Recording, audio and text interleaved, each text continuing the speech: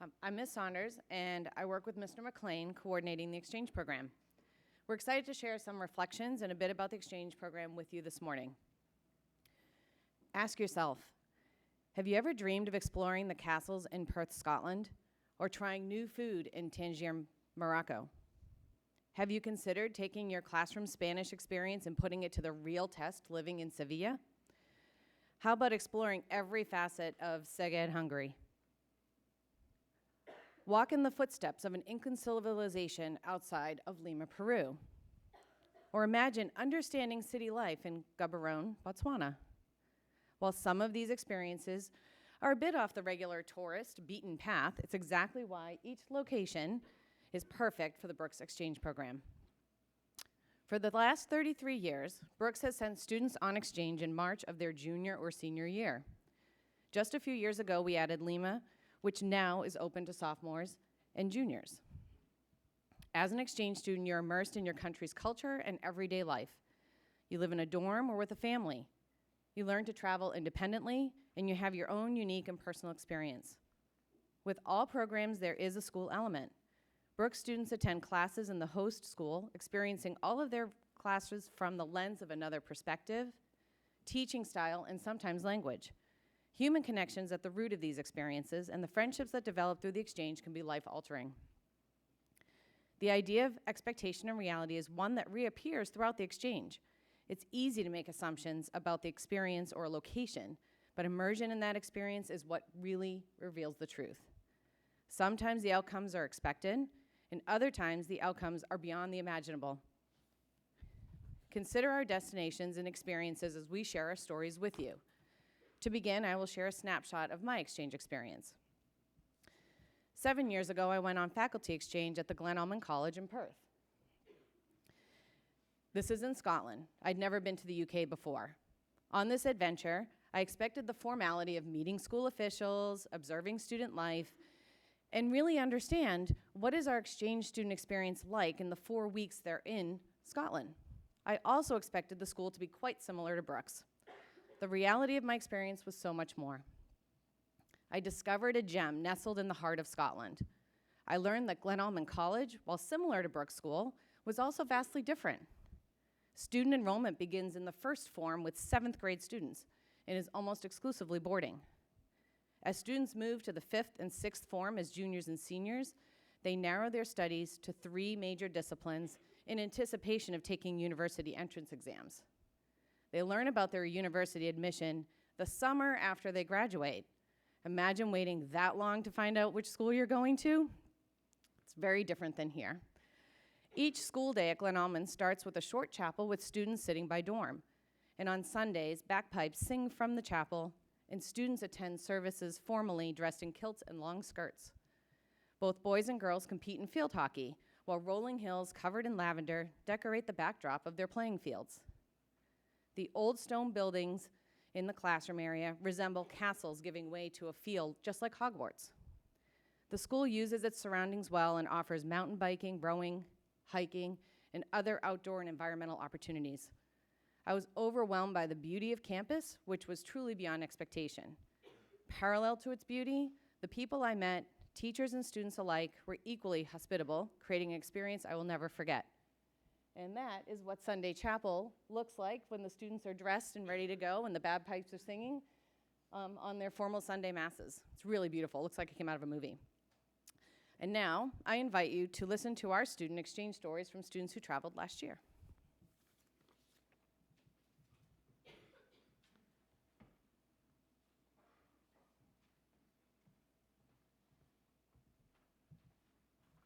Hello, I'm Emilia Kovacs, and I went to Hungary on exchange last year. While boarding the plane to Hungary, I really had no idea what I was expecting. I'd only heard some tidbits from other students' experiences on exchange and had merely Googled some images of Szeged. I was expecting to be thrown into a foreign city, confused, just an observer of the Hungarian way of life. However, after being welcomed into Mickey's home, meeting his friends, and exploring the city, I realized I wasn't just watching life go on in front of me, but I became immersed in it. As I mastered the public transport system, made my own friends, and learned a bit of the language, and also explored every corner of Szeged that I could, I truly felt as though I had become a Hungarian for a month. I got used to the routine that had formed there. Every day I would go to school, taking classes that were taught in a mix of Hungarian and English, and then I would walk home with Mickey, discussing our views on anything from politics to the best type of ice cream. And then afternoons would consist of adventures through the city with the other exchange students or Hungarian students. And then evenings I would spend a lot of time in Mickey's room having a little music jam session with Barna and Cece and some other guys. The confusion I expected was still there, though, yet that is just a part of traveling. I learned that it is important to be comfortable in the unknown and dive into any opportunities which I am given. As someone who is generally introverted, this experience taught me to be outgoing and to ask for help when I needed it. I learned a lot from my time in Hungary, both about the country and about myself, and I am beyond grateful for the experience.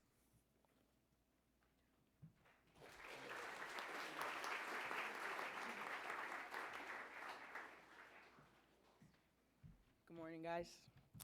I'm Sydney Robinson, and I went on exchange to Botswana last year. I went into exchange with not really having any expectations, considering I never left the country before. I was excited to leave Brooks, but all I knew about my trip was I would be hot weather, I would see cool animals, go to class only Monday through Fridays, and finally begin to really get to know Erica. My reality was way more than what I expected. Adapting to this new fresh experience, I learned what house music is, I went on a safari in South Africa, and hit all the necessary spots around the city of Gaborone.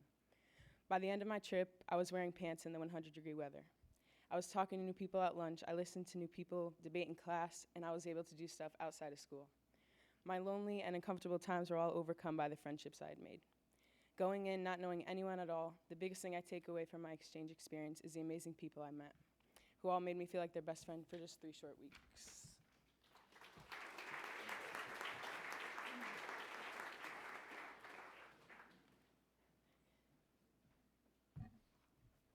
Hi, I'm Maya, and last spring I went to Morocco on exchange.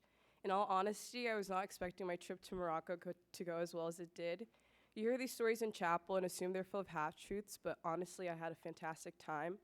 I became close with my host parents, Victor and Toria, as well as my exchange student, Intisar, who has truly become one of the people I admire most in my life.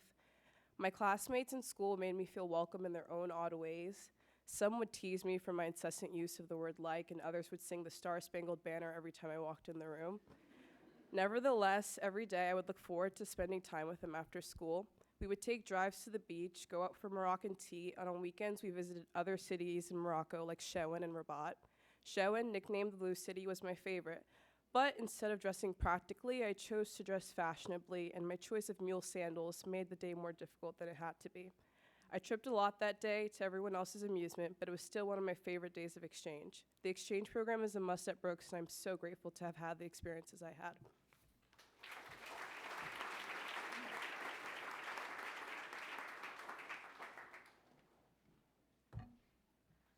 Hi, my name is Madeline Saunders, and I traveled on exchange to Lima, Peru during this past June. As I walked along the sidewalk to Trenner, the school I attended in Peru for the first time, I wondered how I was going to adjust to a new school, as I had never been a new kid before. I wondered how I was, besides the typical first day of kindergarten and freshman year of high school, I never needed to learn a class full of new faces and names, meet new teachers, adjust to a new schedule, or worry about the fact that most of the classes in the school were taught in a language that I did not fully understand yet. This worried me. I just kept thinking, what if something goes wrong and I embarrass myself on the first day, or what if no one likes me? However, as the couple of Peruvian friends I had already known and their eager classmates came to greet me and take me to our first class, I soon realized that I had nothing to fear and I would be able to overcome this challenge and be able to easily assimilate into the school. They made me feel instantly comfortable and welcomed. This feeling of total acceptance continued the entire 5 weeks of my exchange. Because I overcame this expectation of only thinking the worst could happen, I was able to meet new friends, learn more Spanish, and immerse myself in my new experience without looking back. My exchange was truly an unforgettable experience, and I have many new friends to thank for this.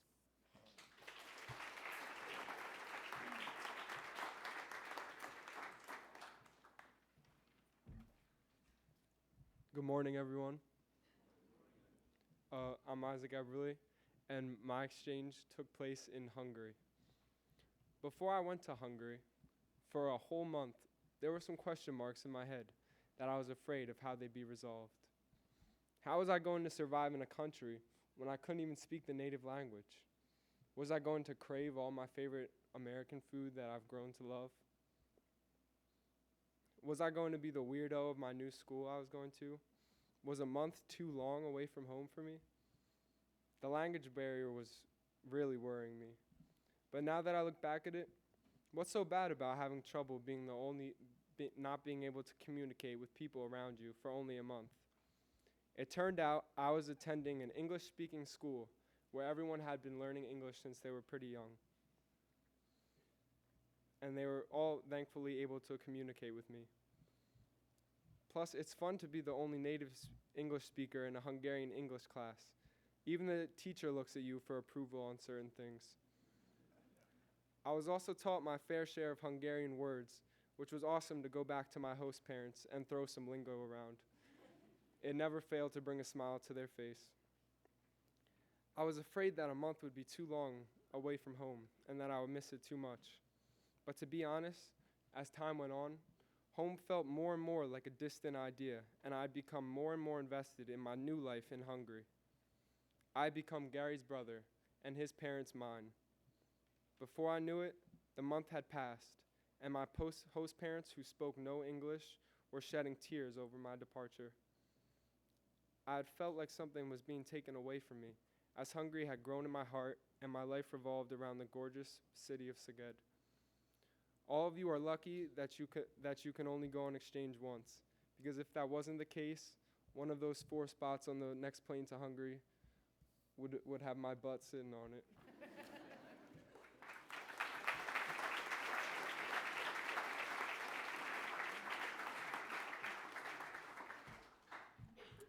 Hi, I'm Mattie O'Brien, and I went on exchange to Sevilla, Spain this past March. I remember during my interview, I was asked if I had ever experienced culture shock and if I think I would experience it if I got accepted into the program. I also remember I so confidently said nope, I never have, and I don't think I will. I thought since I'd been on vacation to foreign countries before, that'd be fine, and I knew what to expect. But well, to say the least, I was so wrong. When I got to Spain, I was put into a life that wasn't mine, with a new family, a new group of friends, a new school, in a new neighborhood, and in a completely different language, and it really disoriented me at first. I didn't realize how used to my daily routine I was, and it took a few days for me to adjust to my new one. But I quickly realized that every single person around me was there to help, and they did so by really just welcoming me into their home or school or track team that I was a part of for some reason. But by the end of the month, I did not want to leave. I loved my new family with my 2 younger sisters, and I loved my new city that Doris and I would walk aimlessly around for hours, and I loved my new friends that never failed to show me a good time. It may have been one of the most challenging experiences of my life, but it was also the most rewarding, and I wouldn't trade it for anything.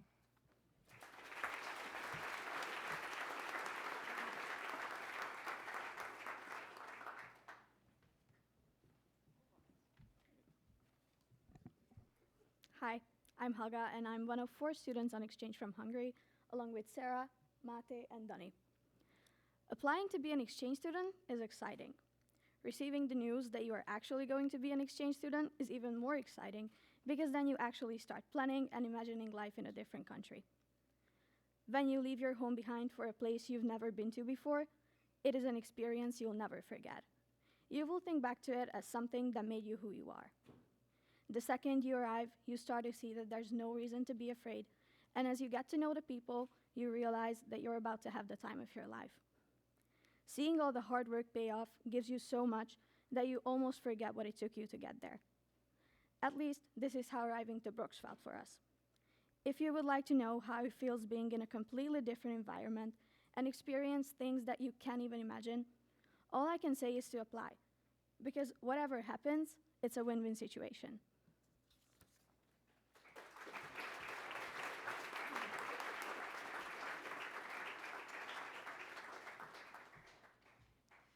Hi, I'm Daniela Reyes, and my exchange was in Peru.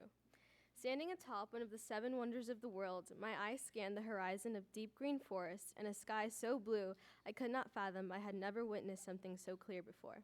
I was surrounded by Incan ruins, engulfed in the same rich history I once learned about in my freshman year pre-modern world history class. Shout out to Miss Nasser. This was it. I was there. Unfortunately, I never experienced an aha moment while at Machu Picchu. I thought going to Machu Picchu was going to be the coolest thing ever. Yes, it was one of the most beautiful sights I had ever encountered in my life. And yes, I finally got to check something off my bucket list. But the moment was not as fulfilling as I imagined it would be. I stood at the top of the mountain and could not help but feel like something was missing. I had reached my destination, yet I still sought adventure. I realized the adventure was not in reaching the destination. That was quite frankly the most minuscule aspect of the process. The adventure was waking up at 4 a.m. that morning and trying my best to find the least tourist-looking outfit possible. My adventure was in facing my fear of heights whenever I looked down, noticing the bus go up and up as the mountain got steeper and steeper. It was sitting with a llama and caressing its soft wool. My adventure was trying my first Peruvian empanada for lunch that day and comparing it with the pastelitos my siblings and I make back home. It was making a new friend on the 4-hour train ride back and teaching him how to play my favorite childhood card game, Go Fish. It was these moments that made my exchange a fulfilling and unforgettable experience. I found comfort in the uncomfortable, and have passed that knowledge down even to today. Sometimes you do things in the moment and it turns for an awesome adventure. So apply for exchange to make new friends, eat amazing food, and even pet a llama, because I promise you, you won't regret it. Thank you.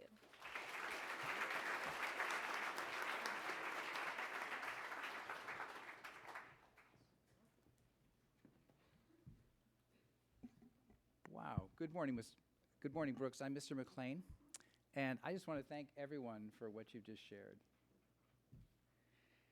So we're talking about expectations today and how they turn out. There are 2 truths about expectations. The first is they're almost always wrong.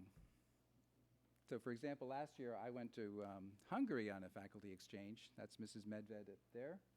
You might recognize Tomasz and Dominika. Oh, brain freeze. Okay, don't tell her that I'm not. Liza, thank you. Thank you. Tell her I got that on the first shot.